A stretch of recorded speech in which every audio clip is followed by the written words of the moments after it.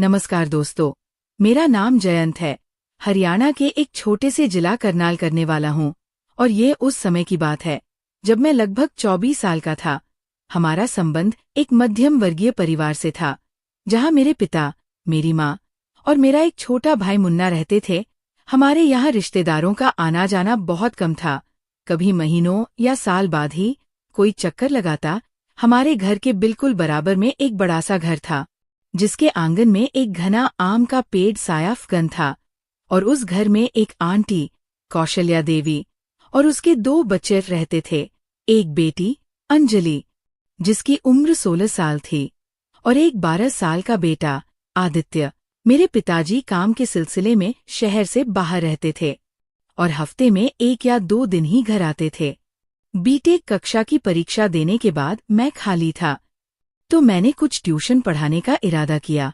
जल्द ही मैंने आसपास के घरों में बच्चों को पढ़ाना शुरू कर दिया।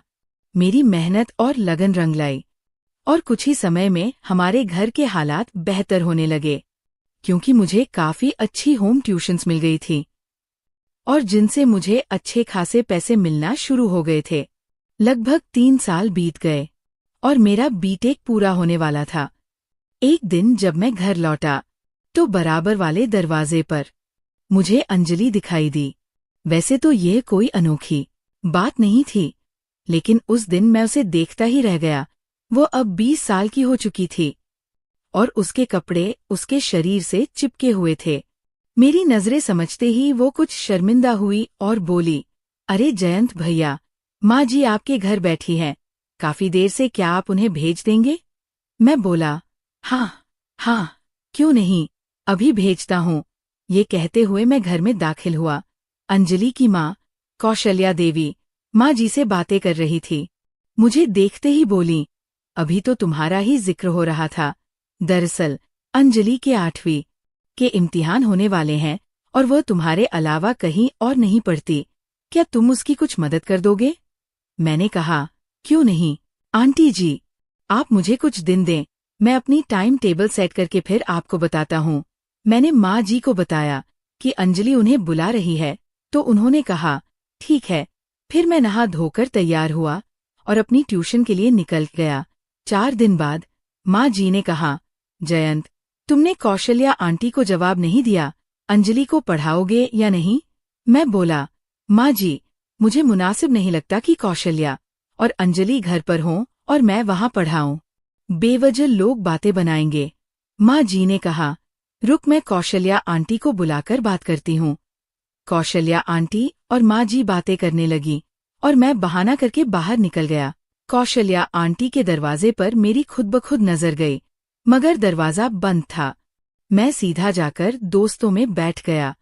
थोड़ी देर बाद कौशल्या आंटी मेरे पास आई और बोली, क्यों बेटा जयंत, हमारी आंखों के सामने जवान हुए और हमसे ही पर्दा? खैर तो है ना? मैं बोला, नहीं आंटी जी, वो बस वैसे ही। कौशल्या आंटी बोली, अंजलि कल से ही तुम्हारे घर आएगी, वही पढ़ा देना। बस वक्त बता दो किस वक्त उसे पढ़ा सकते हो। मैं बोला, अच्छा आंटी जी, ठीक है, कल शाम 5 बजे भेज दीजिएगा। 6 बजे मुझे दूसरी जगह जाना होता है। वो बोली, हाँ ठीक है, जैसे तुम्हें मुनासिब लगे। ये कहते हुए उनकी नजरें बहुत गहराई से मेरा जायजा ले रही थी। वो अपने दरवाजे पर ही खड़ी सारी बात कर रही थी। मैं इजाजत लेकर अपने घर आ गया। दूसरे दिन अंजलि सर पर पूरी तरह दुपट्टा लिए मेरे सामने बैठी थी।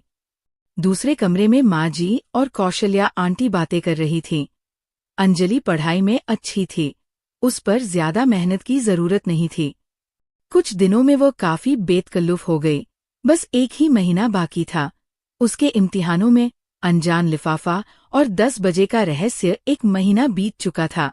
माँ ने एक दिन सुबह मुझसे कहा, कौशल्या आंटी से मिलते हुए जाना, उसे कुछ बात करनी है अंजलि के बारे में। मैं अच्छा कहकर रह गया। दूसरे दिन सुबह मैं अंजलि का दरवाजा बजा रहा था। दरवाजा कौशल्या आंटी ने खोला। मैं बोला, जी आंटी जी, खैरियत, आपने बुलाया था? तो उन्होंने मेरे हाथ में एक लिफाफा दिया और कहा, बस यही देना था। मैंने पूछा, इसमें क्या है? तो कहने लगी, खोलकर देख लेना। कुछ सामान है, वापसी पर देते जाना, कोई लाने वाला नहीं है। मैंने वो लिफाफा जेब में डाला और चल पड़ा। एक जगह रुककर लिफाफा खोला तो मेरे हाथ कांप गए। ये क्या? इसमें तो 1500 रुपए हैं, मगर सामान क्या लाना है ये नहीं लिखा। मुझे कुछ अजीब सा लग रहा था। एक तो कौशल्या आंटी की निगाहें, और फिर ये 1500 का लिफाफा। ये मुझसे चाहती क्या है? लिफाफा दोबारा पलटाया तो उसमें एक पर्ची थी, जिस पर एक मोबाइल नंबर लिखा था और एक इबारत दर्ज थी, रात 10 बजे। दोस्तों, जिंदगी कभी कभी ऐसे खेल खेलती है कि इंसान को खुद नहीं पता चलता कि वह किस दिशा में जा रहा है। ये वह रात थी जब जयंत की जिंदगी एक नया रुख लेने वाली थी, एक ऐसा रुख जो उसके जज्बों को नए सिरे से जगाने वाला था। क्या 1500 रुपए और रात 10 बजे का इशारा किसी बड़े राज की तरफ था? वह रात थी जब मेरी कौशल्या आंटी से फोन पर सीधे बात हुई, औपचारिक सी बातचीत हुई। मैंने 1500 रुपए के बारे में पूछा तो उन्होंने कहा, रखो, तुम्हारे काम आएंगे। मैंने बोला, वो तो मैंने रख लिए हैं, मगर इसका मैं क्या करूं? तो वो बोली, तुम जवान हो और खूबसूरत भी, रखो, गर्लफ्रेंड के लिए काम आएंगे। मैं बोला, मगर मेरी कोई नहीं है। तो वो बोली, तो बनाओ ना। बनाते क्यों नहीं? मैं चुप हो गया और पूछा, और कोई बात? सिर्फ इसीलिए कॉल का कहा था? तो वो बोली, बातें तो बहुत कुछ थीं, मगर शायद मुकद्दर में ऐसा कुछ नहीं लिखा है। खैर, तुम क्या जानो? मैंने कुछ सोचे समझे बिना नादानगी में कॉल काट दी। उसके बाद कोई मैसेज नहीं आया, नहीं कॉल। वो पहली रात थी जिसमें मैं इतना बेचैन था, बार बार करवटें बदलता रहा, उठकर पानी पिया और फिर छत की तरफ चल पड़ा। सीढ़ियां चढ़ते हुए मैं आसमान की तरफ देखने लगा। ऊपर पहुंचकर मुझे महसूस हुआ कि बराबर वाली छत पर से कोई मुझे देख रहा है, मगर कौन? खैर, मैंने जानने की कोशिश भी नहीं की और कुछ देर बाद वापस नीचे आ गया। कुछ दिन वैसे ही गुजर गए जिसमें कुछ खास न हुआ। फिर एक दिन मंगलवार को मैं घर पर था कि कौशल्या आंटी भागी हुई आईं। इलाके में किसी का रोड एक्सीडेंट हो गया था। माँ भी फौरन उनके साथ ही चल पड़ी और जाते हुए कौशल्या आंटी बोली, जयंत, घर का ध्यान रखना, अंजलि अकेली है। मैं बोला, अच्छा ठीक है, मगर मुझे समझ ही नहीं आ रहा था कि ध्यान कैसे रखूं। मुझे करने को कुछ समझ न आया तो मैं उठकर छत पर चला गया ताकि वहां से गली का भी ध्यान रहे। मैं आंखें बंद किए लंबी लंबी सांसें ले रहा था कि मुझे कुछ आवाजें सुनाई दी। शशष्ट की आवाज पर बाहर झांका तो कोई नजर न आया, मगर फौरन नजर अंजलि की छत पर गई तो देखा वह मुझे इशारा कर रही थी। मैंने पूछा, क्या हुआ? ये क्या हरकत है? तो वो डर गई, बोली, सॉरी जयंत भैया, बोर हो रही थी तो ऊपर आ गई, सॉरी सॉरी, मैं नीचे जा रही हूँ। ये कहकर बिना मेरी तरफ देखे वो फौरन नीचे चली गई। मुझे अफसोस हुआ कि ऐसे नहीं डांटना चाहिए था। मैं भी नीचे आ गया और ये बात यही खत्म हो गई। दूसरे दिन अंजलि आई और सामान्य से हटकर ज़बान की जगह सिर्फ इशारे से सलाम करके बैठ गई। मैं उसकी तरफ देखकर हंसने लगा ताकि उसका मूड बेहतर हो जाए। मैं बोला, अंजलि, क्या हुआ था कल तुम्हें? वो घबराकर बोली, ओहो, मैंने सॉरी कर तो ली थी। तो मैंने कहा, अच्छा, मुझे ये बता दो कि तुमने कहना क्या था मुझसे? वो बोली, कहना तो बहुत कुछ है, वक्त के साथ साथ सब कह दूंगी। मुझे अब उससे बात करके मजा आने लगा। तो मैंने कहा, वो वक्त कब आएगा? तो वह बोली, ये तो मेरी किस्मत पर है, कब खुलती है। तो मैंने कहा, किस्मत को खोलने के लिए तुम कुछ करोगी या खुद से खुलने का इंतजार करोगी? तो वह बोली, मैं खुद से कोशिश तो करूंगी, लेकिन डर लगता है। तो मैंने कहा, किसे? तो वो बोली, आपसे। ये कहकर वो फौरन अपना बैग उठाकर निकल गई। किस्मत का खेल बड़ा निराला होता है, कभी ये खुद को छुपाती है तो कभी किसी के दिल में हलचल मचा देती है।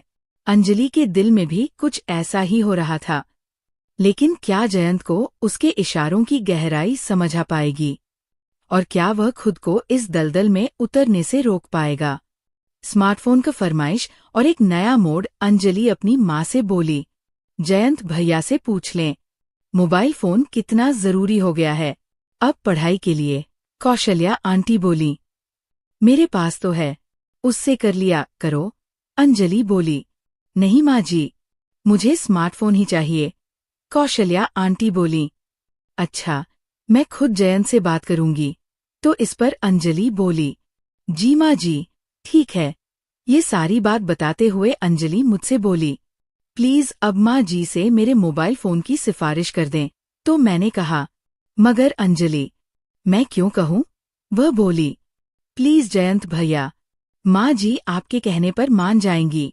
मैं बोला, अच्छा ठीक है, मैं कह दूंगा। अब खुश? तो वह बोली, जी, बहुत खुश। अंजलि की छुट्टी के वक्त कौशल्या आंटी भी आ गई और बोली, जयंत, ये मोबाइल फोन का कह रही है, क्या बहुत जरूरी है? तो मैंने कहा, जी आंटी जी, जरूरी तो है, अब काफी चीजों के लिए इंटरनेट की जरूरत होती है। तो कौशल्या आंटी बोली, अच्छा ठीक है, मैं दिलवा दूंगी। 7 दिन बाद रात में मैं छत पर लेटा था। मुझे कोई आहट महसूस हुई। बाहर झांका तो दरवाजे पर कोई जाता हुआ महसूस हुआ। उसी वक्त कौशल्या आंटी के दरवाजे के बंद होने की आवाज आई। मुझे कुछ अजीब सा महसूस हुआ। फिर मैं सोचने लगा, कौन हो सकता है? अंजलि के साथ?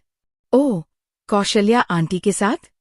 कौशल्या आंटी का मुझसे खुलकर बात करना, अक्सर अंजलि का कन अखियों से मुझे देखना। मुझे लगा कि मुझे अब थोड़ा ध्यान देना चाहिए कि अगर यह मुझसे कुछ चाहती है तो आखिर क्या चाहती है। अब मेरे जज्बातों में इन दोनों के लिए कुछ बदलाव आना शुरू हो गए थे, मगर मैंने सोच लिया था, अब जब भी मुझे ऐसा कुछ महसूस हुआ, मैं उसका फायदा जरूर उठाऊंगा। जाहिर है, कोई बाहर का आदमी जब उनके घर आकर ऐसा कुछ कर सकता है, तो फिर मैं क्यों नहीं? ये वह रात थी जिसने मेरे जज्बात, मेरी सोच बदलकर मेरे अंदर एक उत्तेजना पैदा कर दी। आखिर कब तक अंजलि मेरे करीब बैठकर मुझे उकसाती रहेगी? कभी अंजलि के इतना करीब बैठने पर उसके जिस्म को देखकर, उसका हाथ पकड़कर भी मेरी फीलिंग यकायक बदल गई थी। अब मैं कुछ चाहता था, कुछ नया, कुछ अच्छा, कुछ मजेदार, कुछ अनोखा। यही सब सोचते सोचते दोबारा लंबी सांस लेने लगा कि अचानक मुझे एक आवाज आई। मैंने अंजलि की छत की तरफ देखा तो वह कौशल्या आंटी थी, जो शायद ठंडी हवा ले रही थी, शायद मुझे संबोधित करना चाह रही थी। मैं जल्दी पीछे मुड़ा और पलटकर न देखा। अंजलि के 2 पेपर बाकी थे। वह रात में थोड़ी देर के लिए मेरे घर आने लगी ताकि जो कुछ समझ न आए वह समझ सके। एक रात उसके जाने के बाद किसी अनजान नंबर से मैसेज आया, कैसे हैं आप? मैं बोला, मैं ठीक। अब कौन? तो वह बोली, बस खैरियत पूछनी थी आपकी। वैसे क्या कर रहे हैं आप? मैं बोला, मैं कुछ भी करूँ भाई। आपको कौन? तो वो बोली, भाई न बोलो, मैं किसी की बहन नहीं। मैं बोला, अच्छा तो बताओ बहन, क्या मदद कर सकता हूँ मैं आपकी? तो वो बोली, फिलहाल तो बहन न बोलो, बाकी जो जी में आए कह दो। मैंने कॉल की तो फौरन लाइन काट दी। मैंने पूछा, क्या मुसीबत है? तो वो बोली, मुसीबत तो परेशान करती है और मैं तो आपको चाहती हूँ। ये कहकर उसने कहा, एक स्टोरी भेज रही हूँ, छत पर फारिग होते हो पढ़ लेना। छत का नाम सुनते ही मेरे जहन में अंजलि का ख्याल आया। पल भर में दूसरा सवाल यह आया, कौशल्या आंटी भी तो हो सकती है, लेकिन ये दोनों में से कोई भी हो, इतना क्यों घुमा रही है? मैं उसी वक्त छत पर चला गया। छत पर एक रहस्यमयी वीडियो और हिनाया का राज। कुछ देर बाद मेरे फोन पर किसी लड़की की वीडियो आई, जो शायद उसने पूरा तैयार होकर बनाई थी, जिसमें वो बहुत खूबसूरत लग रही थी। मैं इस वीडियो को देखने में मगन था, जो सिर्फ 2 मिनट की थी, मगर मैंने अब तीसरी बार प्ले की थी। मैंने जिंदगी में कभी कोई गर्लफ्रेंड नहीं बनाई, मगर ये खूबसूरत लड़की देखकर मेरे अंदर बेचैनी सी भर गई।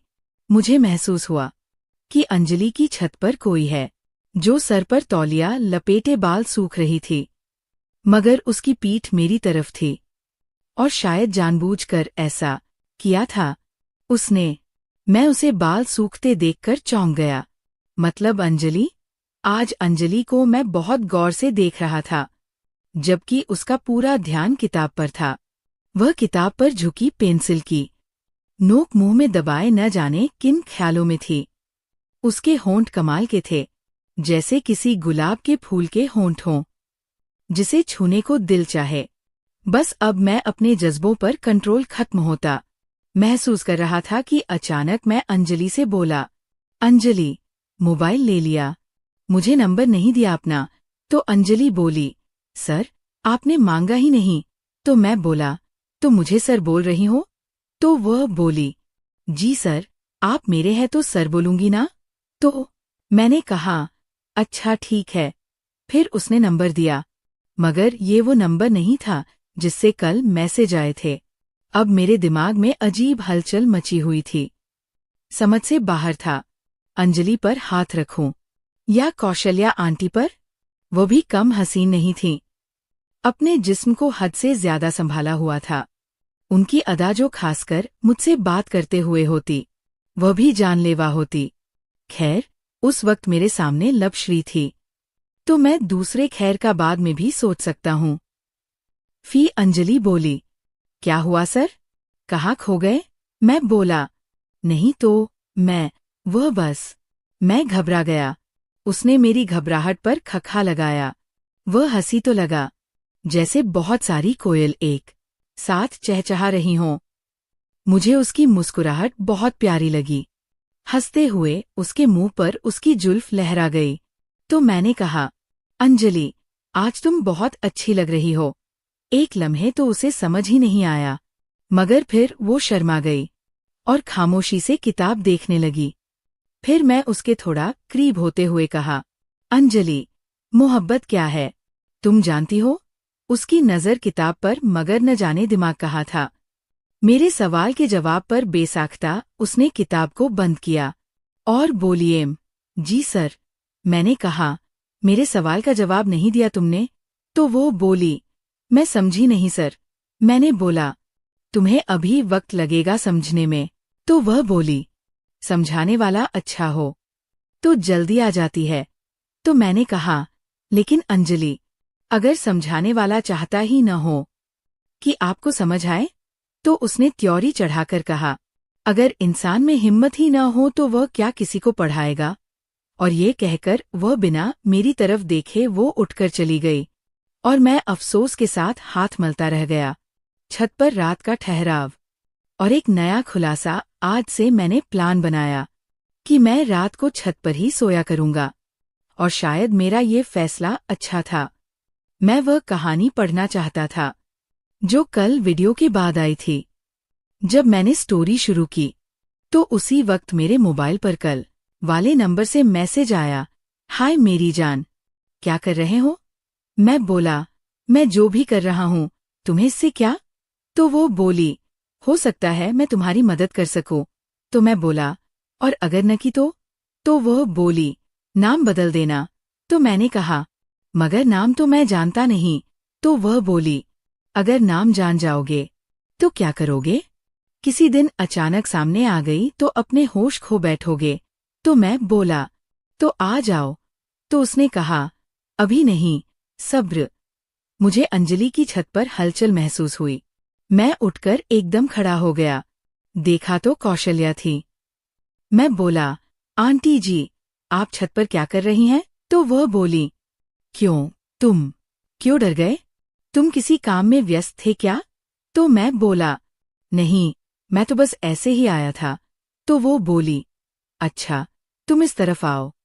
हमारी छत पर वो असल में वॉशरूम का शावर काम नहीं कर रहा है। मैं छत से 3 फीट की बाउंड्री फांदकर कौशल्या आंटी के पास पहुंच गया। उनके पीछे सीढ़ी उतरने लगा। सीढ़ी के साथ ही वॉशरूम था। मैंने शावर खोलकर देखा तो मिट्टी की वजह से ठीक काम नहीं कर रहा था। मैं स्टूल पर खड़ा था जब मैं शावर ठीक करके स्टूल से उतरने लगा और कौशल्या आंटी ने शावर खोल दिया। हम दोनों ही गीले हो गए। कौशल्या आंटी बोली, सॉरी जयंत, मैं तो शावर चेक कर रही थी। मैंने कहा, कोई बात नहीं। मुझे अब सब अजीब लग रहा था। मैं वापस छत की तरफ भागा। अपना मोबाइल उठाकर वापस अपने घर आ गया। नीचे आते ही सबसे पहले मैं ताज़ा होने चला गया। अगले दिन मैं अंजलि को पढ़ा रहा था। अंजलि बोली, सर, मेरे बराबर वाले घर में मेरी एक दोस्त है और वह चाहती है कि इम्तिहान तक आप उसे पढ़ा दें।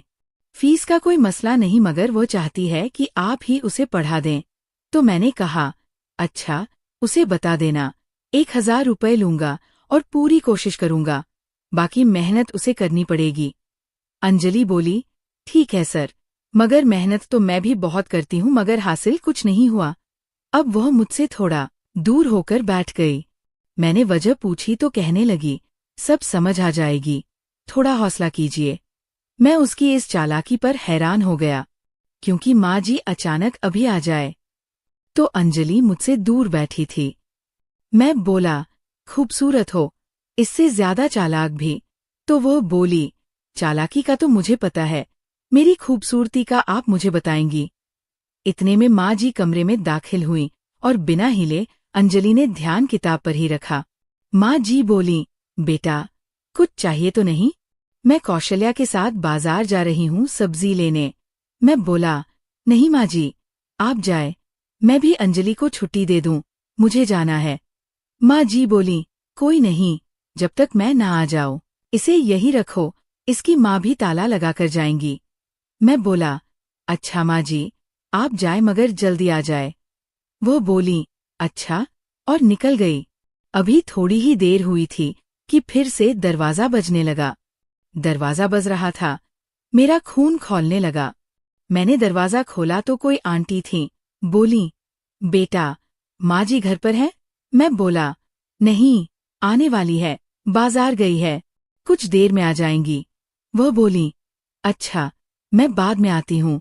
संध्या का प्रवेश और क्रिकेट की पिच का राज अगले दिन अंजलि की दोस्त संध्या के साथ आई। वह एक बला की हसीन लड़की थी। उसका हुस्न और शबाब कमाल का था। मैं उसके हुस्न में खोया था। वह बोली, सर, तो आपने लड़की कभी देखी नहीं, या मुझमें कुछ ऐसा है जो शायद किसी में नहीं? मैं उसकी बात को नजरअंदाज करके बोला, नाम क्या है तुम्हारा? वह बोली, संध्या कहते हैं, उम्र 20 साल, 2 साल से मैट्रिक में फेल हो रही हूँ। अब आपका इम्तिहान है कि मुझे पास करवाते हैं या नहीं? मैं उसकी बेबाकी पर हैरान इसलिए भी नहीं था, क्योंकि उसका लहजा, उसका जिस्म, उसकी साफगोई ये जाहिर कर रही थी कि वह एक मंझी हुई खिलाड़ी है। इतनी बातों के दौरान अंजलि एक लफ्ज न बोली। न जाने वो खामोश रहकर संध्या पर क्या साबित करना चाहती थी। मैं बोला, देखिए संध्या, मेरा काम है आपको पढ़ाना, समझाना और इम्तिहान के हवाले से गाइड करना। अब इस पर अमल करना, समझना, पढ़ना, ये तो आपका काम है। वह बोली, जी बिल्कुल जयंत। अंजलि ने अपनी खामोशी तोड़ी। मैं बोला, जी बोले? वह बोली, क्रिकेट पर निबंध में क्या लिखूं? मुझे तो क्रिकेट का कुछ पता ही नहीं। मैंने कहा, अच्छा, मैं विषय बना दूंगा, उसे याद कर लेना। तो वो बोली, ठीक है। फिर संध्या बोली, अरे बावरी, मैंने क्रिकेट बहुत देखी है। सुनो, स्टेडियम में 4-5 पिच होती हैं। तो इस पर अंजलि बोली, 4-5 क्यों? जब खेलना एक पर ही हो? तो फिर संध्या बोली, अरे भई, वो प्रैक्टिस के लिए होती है, मगर असली मैच वाली पिच पर प्रैक्टिस नहीं होती। उसे तो मैच से पहले काफी सेट किया जाता है ताकि खिलाड़ी जमकर खेल सके। मैं संध्या की बातों की गहराई तक पहुंच गया, मगर अंजलि के बेतुके सवाल पर कहीं ऐसा तो नहीं ये इन दोनों की चाल हो? मगर क्यों? अंजलि क्यों किसी से अपना राज शेयर करेगी? मेरा शक फिलहाल शक ही था। फिर संध्या बोली, अब अगर आपके पास 2-3 पिच हों तो आप उनमें से 2 तो रोज प्रैक्टिस करेंगे, मगर जिस पर मैच खेलना है उसे हमेशा संभाल कर इस्तेमाल करेंगे। क्यों जयंत सर? मैंने गलत कहा? अब उसकी बात का जवाब देना जरूरी हो गया था। मैं बोला, जब एक पिच पर हर खिलाड़ी अपने अंदाज से बैटिंग करे तो पिच का सत्यानाश हो जाता है। पिच चाहे प्रैक्टिस की हो, उस पर एक ही खिलाड़ी प्रैक्टिस करे तो पिच अच्छी चलती है, क्यों संध्या? मैंने गलत कहा। फिर मैं उन दोनों को मैच समझाने लगा। छत पर जाना अब मेरी दिनचर्या बन चुकी थी, मगर कौशल्या का दीदार नहीं हुआ और उस गलत नंबर से रोज रात में कोई वीडियो बतौर स्टोरी आ जाती। मैं रिप्लाई करता कि तुम हो कौन, मगर वो अपनी पहचान हमेशा छुपाती रही। मैं उसकी भेजी हुई वीडियो देख रहा था कि कौशल्या आंटी अपनी छत की बाउंड्री तक आकर आहिस्ता से आवाज दें, कैसे हो जयंत? मैं बोला, ठीक आंटी जी। फिर 2-4 बातें करके कौशल्या आंटी चली गई।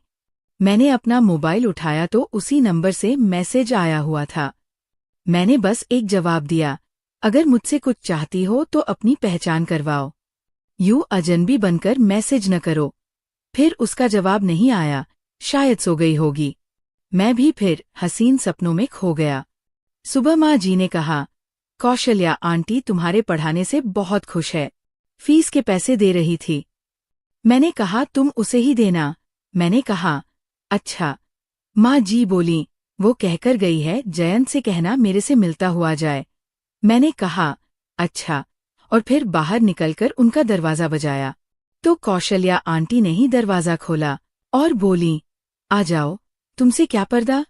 मैं आंखें दिखाता हुआ बोला, माँ जी ने कहा था कि आपसे मिलता हुआ जाओ। फिर कुछ मुझे देते हुए बोली, जयंत, वैसे तो ये कोई मायने नहीं रखते मगर मेरी तरफ से कुछ ले लेना। और हाँ, इसमें अंजलि की फीस भी है, 1000 रुपए। और फिर दरवाजा बंद कर लिया। मैं पैसे गिने बिना जेब में रखकर चल पड़ा। इस बार 4000 रुपए थे। 1000 अंजलि की फीस और 3000 पड़ा था। संध्या की बेबाकी और छिपे हुए इशारे अगले दिन अंजलि कहीं बाहर गई हुई थी। ट्यूशन भी देर से आने का कहकर गई थी। मैं घर पर अकेला था। छत पर जाकर भी क्या करता? माँ जी बाजार जा रही थीं, जब वह चली गई तो मैं टीवी देखने कमरे में चला गया। मैं टीवी देख रहा था कि मुझे महसूस हुआ कि कोई आया है, मगर कौन? जल्दी से कमरे से बाहर निकला तो संध्या पीछे हत्ती दिखाई दी। मैं उससे बोला, ये क्या तरीका है? वह बोली, सॉरी जयंत सर, दरअसल रोजाना ही ऐसे आती हूँ। आंटी को प्रणाम करती हुई आती हूँ। आज वो नजर नहीं आई तो मैं सीधी अंदर आ गई, लेकिन आज शायद आप व्यस्त हैं, मैं चलती हूँ। फिर मैंने कहा, नहीं रुको, अब आ गई हो तो बैठो, कल तुम्हारा पेपर है।